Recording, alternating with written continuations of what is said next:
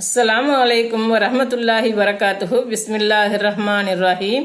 அன்பான சகோதர சகோதரிகளே, எல்லாம் வல்ல அல்லாஹ்வின் நல்லடியார்களே, இன்று நாம் காணவிருக்கும் தலைப்பு நமது பார்வையை பாதுகாப்போம், அந்நிய பெண்களை விட்டும் பார்வையை திருப்புதல்.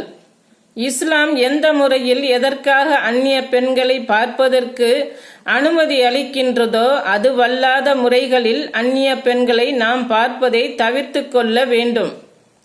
பெண்கள் யார் யார் முன்னிலையில் ஃபர்தா அணியாமல் இருக்க இஸ்லாம் அனுமதிக்கின்றதோ அவர்களை தவிர மற்ற அனைத்து ஆண்கள் முன்னிலையிலும் தங்களை மறைத்துத்தான் இருக்க வேண்டும். அவர்கள் தமது அலங்காரத்தில் வெளியே தெரிபவை தவிர மற்றவை வெளிப்படுத்த வேண்டாம்.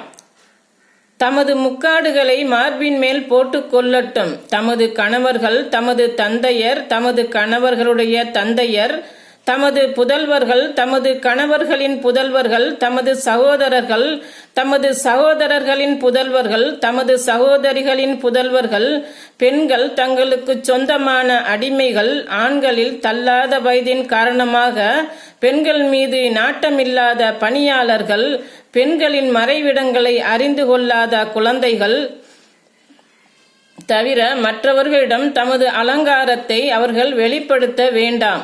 அவர்கள் மறைத்திருக்கும் அலங்காரம் அறியப்பட வேண்டும் என்பதற்காக தமது கால்களால் அடித்து நடக்க வேண்டாம். நம்பிக்கை கொண்டோரே, அனைவரும் அல்லாஹ்வை நோக்கி திரும்புங்கள், இதனால் வெற்றி அடைவீர்கள். அல் குர்ஆன் அத்தியாயம் 24 வசனம் 30. அஸ்ஸலாமு அலைக்கும் வரஹ்மத்துல்லாஹி வரகாத்துஹு.